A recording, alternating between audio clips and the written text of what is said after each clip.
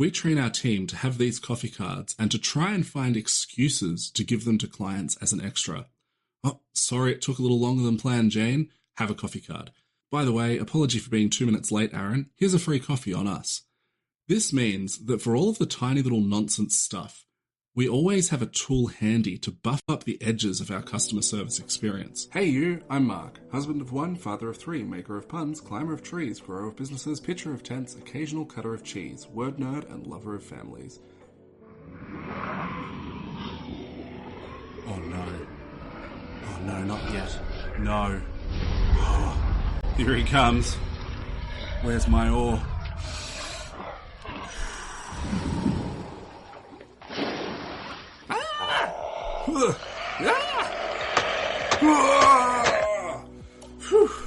Showed that Kraken who's boss. At least until like 2 p.m. this afternoon. I think I'll be due for another attack by then. Let's jump into it. Hey, welcome to all of you, bandits and chilies. This episode is called Networking Not Working. Have you ever gone to a networking event? Have you visited or joined a local BNI chapter? Have you tried reaching out to people in your area that you know the people that you can bring value to? How has it gone? Oof, that bad, huh? It can feel awkward and worse yet, pointless when it seems like everyone is just trying to, literally or metaphorically, get their business cards into other people's pockets. It can feel like you're talking past each other, only listening so much as to know how to respond and seeking an opportunity to segue to the thing that you do. Oh, your cat was run over in your driveway? Well, it's your lucky day. I do pressure washing. I'll get that cleaned right up for you. I was in BNI for a few years and it was good for our business, and I've dabbled in other forms of networking with varying levels of success. But then, more recently, I learned the key thing to completely change your networking game. I wish I knew this way earlier because not only is this so much more effective than what I've previously done, but it is also easier and way more fun. Just before we get to that, I want to share a couple of thoughts about BNI or similar groups if you're considering joining one, and also to explain my 2-week hiatus from podcast episodes. So apologies for the unplanned break, or at least unwarned break, but I just completed part 1 of an epic project which has been about 2.5 years in the making, and it is probably the coolest thing that I've ever done in my life so far. And I say part 1 because part 2 will come in about 5 years' time. It's sort of a long-term thing. Anyway, I am working on, this is way more family-oriented than business-oriented. And I am working on a recap and explanation of everything related to that. So there will be an announcement, hopefully by next week's podcast, about a short summary of this insane idea. But it is honestly such a cool idea. Like if you hear this idea and you think that, that's like, meh, it's okay, it's not really for me, or it doesn't like inspire you to take some action, if you don't think it's cool, then I just don't think that we can be friends, because it is 100% very, very cool. So that, just the implementation of that just took a bit longer, took a bit more time than I was expecting.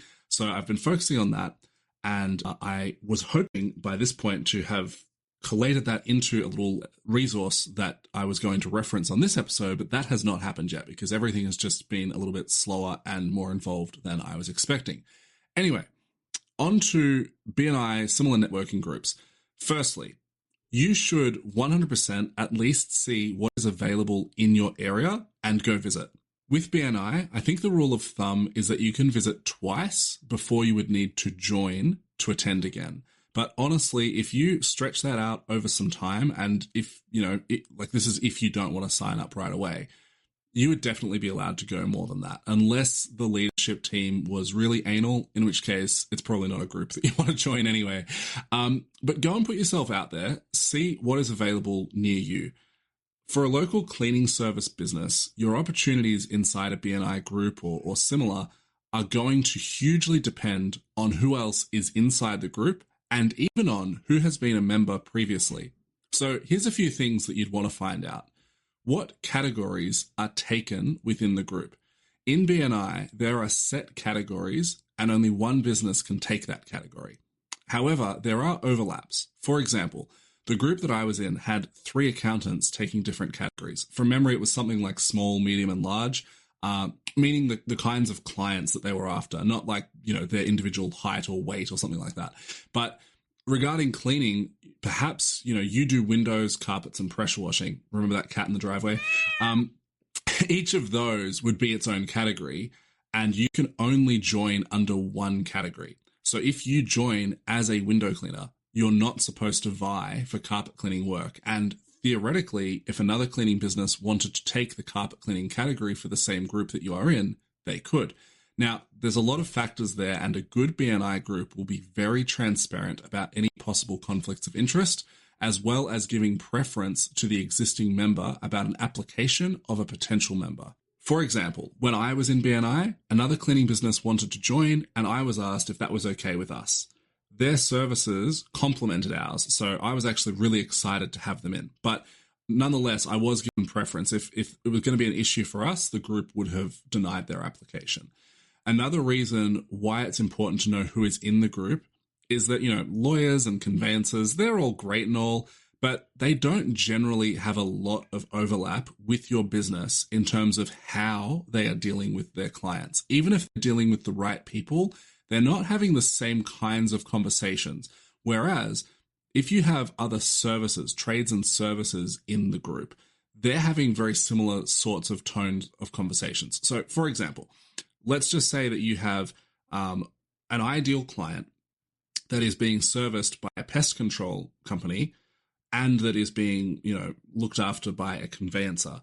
The conversations that they're having and that are likely to be organically able to be had around how either of those other businesses could weave you into the conversation, you can just see how it's so much easier for the pest control guy. His job directly relates to your job of cleaning.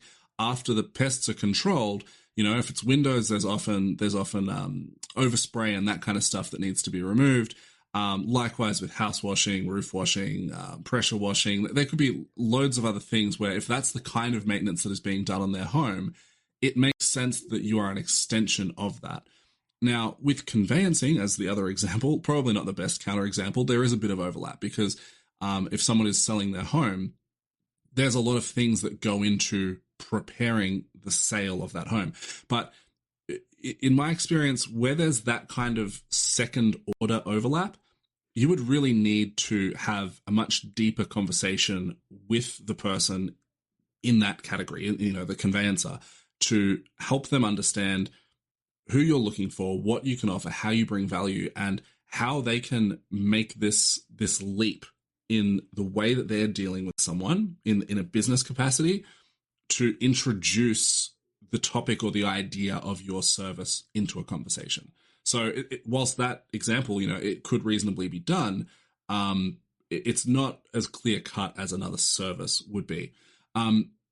Also, not everyone in the group is going to have any overlap. Like I remember in our group, we had one lady that was, her business was like very health focused. And I remember sitting with her on a one-on-one and having a conversation. And basically I said, look, I actually think that we service a lot of the clients that you're after, but I don't see how, like let's say that I'm in someone's home cleaning their windows. And it's, this middle-aged lady who might be a good fit for your program. I'm not about to like weave the conversation of her gut health into this service experience. Like that's just, it's weird. It's not going to fly. I'm not, if I did do it, I'm still not going to get you more customers. I'm just going to get less customers for me. I'm going to scare them away from all of us. Right. So, and the lady whose business this was, her response is actually, perfect for this because she said it's really not about that. If you understand who else is in your group really well, you can figure out where the connections are to be made, and the whole group can do well together. If you have a really good group of people, whether it's BNI or anything else, if there's a good culture in that group, if people are showing up to give more than they take, that kind of stuff can go around. And maybe I never ever give her a referral for anyone ever, but I give 8 referrals to some other guy, and that person has a connection with this other person in the group who is sustained in the group from them, and they give their referrals onto her, right? So the way that networking group works is that you're going to have channels of support and channels that you can, give referrals out to. But over the course of that network, you supporting an unrelated business in the group is still supporting this business in the group that you're never going to refer to, right? So I probably explained that really poorly, but I hope that kind of makes sense. Anyway, let's just roll with it. Okay, so back to the one category thing. We had a carpet supplier in our group. So joining as a carpet cleaner, that was great news, except that's actually not true because we joined under the window cleaning category, but I would still get referrals for our other services because there were no other cleaners in the group. Now, as I mentioned, you'll also want to find out who has been in there previously. Maybe Seamus's cleaning service has just left the group after 5 years. Sure, he's gone, but he has a lot of rapport built up with everyone. So will you get as many referrals as you otherwise would have? Maybe. The incentives are there for people to refer within the group. Everyone needs to hit their metrics and all of that. It's kind of like a business cult, to be honest. It's weird, but if you have a good group of people, it's not too bad. Quick random note on BNI too, with their KPIs and their metrics and stuff. You need to spend at least 5 hours per week to do BNI properly, right? If you are not able to commit 5 hours per week, just don't bother doing it because there's no point spending the money and half showing up and not being able to demonstrate your value and extract the value from the group. There's just no point doing it. Now, I don't know if they still have this as a requirement or not, but when I was in, you were supposed to complete an education component each week, and their content was so sterile. Like, this may not be the single best podcast that you've ever heard, though it is totally worthy of your 5-star review, so go and do that now. But the BNI podcast is just about the worst thing I've ever heard. Like, I don't really like the word triggering, but let's just say that I'm not going to listen to an episode of it to reminisce, okay? Now, lastly, the who is in the group extends beyond just which categories are filled.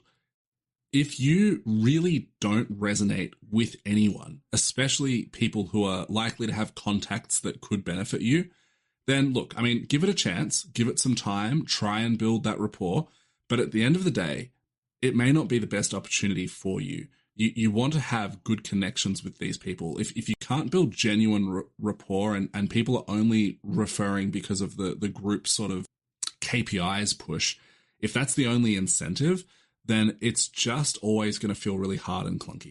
So you want to have good, solid, genuine relationships that you can just build organic rapport with those people. You want to really resonate with the people that you're dealing with. You should ask about the stats of the group as well. BNI are meticulous trackers of their KPIs, and everyone in the group will be graded, and then subsequently on a state and national level, all of the groups are graded as well. So how is the group looking? How do they rank compared to the state?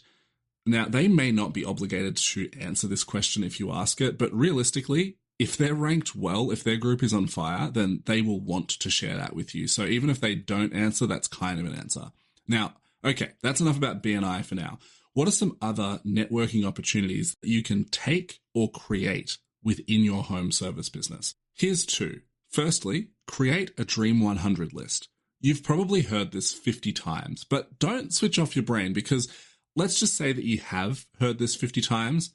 Have you committed to actually doing it once? Yeah, that's what I thought. If you have done this, great. Pat on the back for you. There's probably 150,000 ways that you could improve it, no doubt, but good on you. Now, let me talk to these other people for a second. If you have not made a Dream 100 list, despite having heard of the concept, and you felt yourself yawn internally when I brought it up, then I would like to ask you a very incisive question. Are you listening to this podcast to be entertained or because you want to grow your business?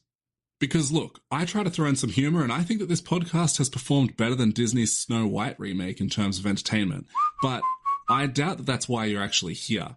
In fact, scratch that. It may very well be that you are here to be entertained, but I doubt that that's the reason that you would tell yourself that you are here. I've done this, and that's why I'm calling it out. You don't need to hear a brand new idea on a list of networking tricks. It may not be entertaining to hear an idea that you've already heard, but you could build a 7 or 8 figure cleaning business solely off the back of working a Dream 100 list. Don't get me wrong, I'm not grumpy.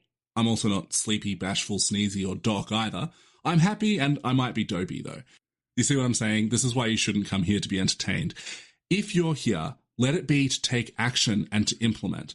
I would suggest starting with a Dream 10 list instead of a Dream 100 list. Get yourself going. Don't feel the overwhelm.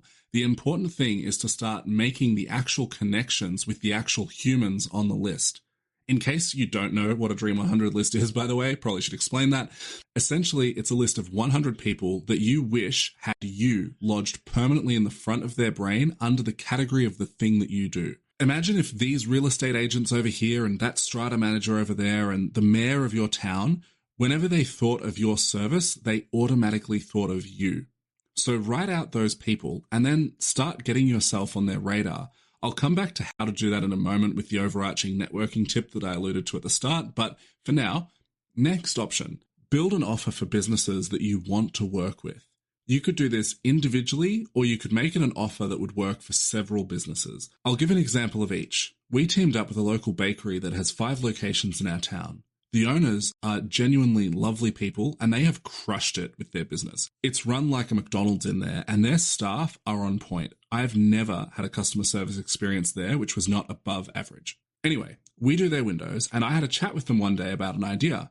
I wanted to design and pay for some coffee cards that would be branded with their logo as well as our own.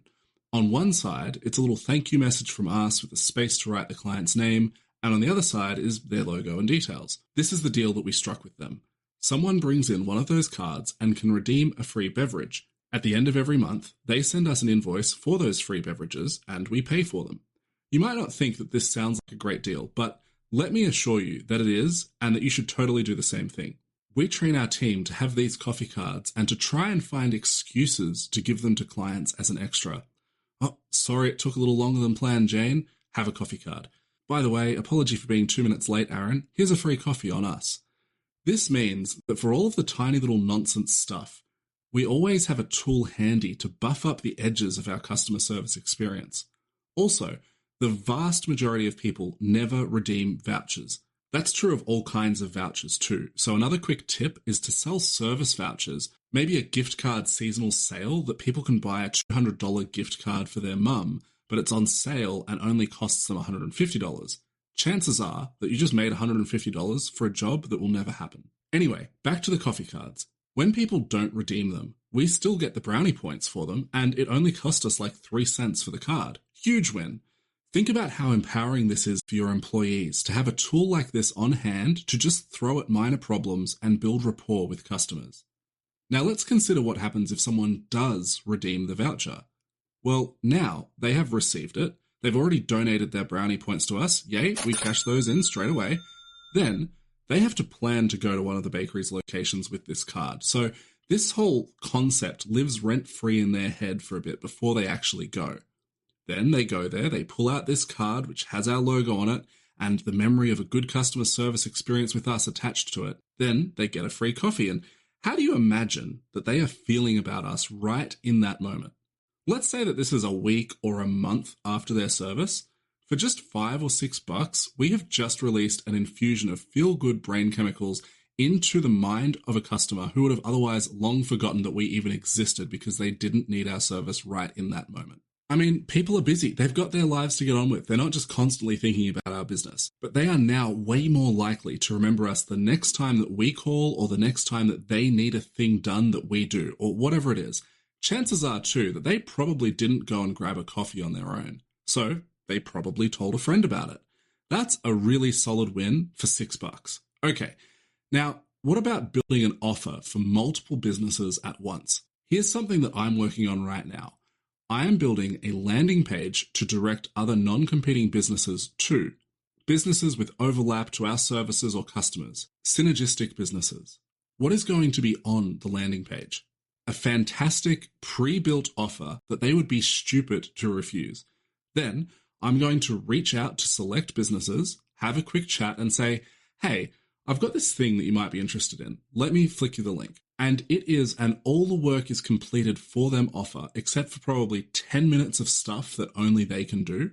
It costs them nothing. We will pay for all of it, and it is guaranteed to make them money. Would you like to know what the offer is? Book a free clarity call with me. Link in the description. I'll tell you all about it. Smooth, hey. Go on. Book your call. It'll be fun. Now, what was the thing that I wish I knew years earlier about making networking more effective, easier, and more fun? I heard this from Ashley Latimer, whose tagline is that the best way to make friends is to be friendly. And this feels very on brand with that. Basically, you just forget about networking altogether. You prepare, you seek out networking opportunities, and then once you're in the position to start networking, you stop it. Just stop right there, mister. Don't be weird. Don't vie for their business or for referrals or whatever. Just literally have a conversation, be engaging, have fun, talk a lot about them, and genuinely try to bring value to them. Listen to their problems and see if you can come up with a solution. Don't just listen for how you're going to reply and segue into your pressure washing their dead cat off the driveway. Actually listen and just see where the conversation goes. I now aim to not even tell people what I do at networking events until I have already added value to them and made an impression with them as a human. If they don't ask what I do, I don't tell them. If they ask too early what I do, I say something like, hold on, let's come back to that. You were saying blah, blah, blah, blah, blah, and redirect them just to keep the conversation about them for longer until I can find a way to bring value to them. This takes all of the weird energy out of networking and allows you to just show up and talk to people. Another reason that this works really well is because you are detached from the results. Networking is, by and large, a long-term strategy. You might get some instant work from it, but really, the value is months and years down the road. Being detached from the outcome lets you show up on top of your networking game whether you sniff an opportunity for business or not. Because realistically, you have no idea who knows who and what the connections that are going to make the biggest difference for you will be. So prepare, put yourself out there, and then stop right there. Don't be a weird, spooky networker trying to get everyone in the room to buy your essential oils. Your challenge for today is to take action. Implement a thing from this episode. Write up a Dream 10 list. Arrange a BNI visit. Whatever. If you thought this episode was utter garbage and you don't think anything is worth implementing, alright, well then just take action and implement by leaving a 1-star review for it then, Karen. Seriously though, this episode is 20-something minutes long and here you are at the end of it. So spend 5 minutes actually actioning something from what you've already listened to. Something that will move the needle in your business. Perhaps something like booking a free clarity call with me. Link in the description. That one will only take you 1 minute. That's it. Have an awesome day. Make someone else's day awesome. I love you just the appropriate amount, like take whatever is weird and then take a healthy step backwards from that line. That's exactly how much. If it's weird, you're the weirdo. Catch ya. Bye. Are you picking up what I'm laying down? Are you sniffing what I'm stepping in? If you're looking for a really valuable community centered around building your business, being really intentional with your spouse and kids, and if you think you can tolerate my terrible dad jokes, then join Family-Oriented Business Growers. It's awesome. There's self-paced challenges designed to help you solve key pain points within your business in short, intentional sprints. There's awesome people in there doing awesome things who have experience with stuff that can help you, having stood where you stand. You'll benefit from what's in there, we'll benefit from having you in there, you legend you, and best of all, it's totally free and also free of toxic shenanigans because we don't tolerate none of that. The mission of the group is to help 250 family-oriented home service business owners reclaim 5 hours per week for what matters most whilst growing their business this year. So jump in there and get amongst it. Join via warplan.au, that's warplan.au. Oh no. He's early. Warplan.au. Catch you in there.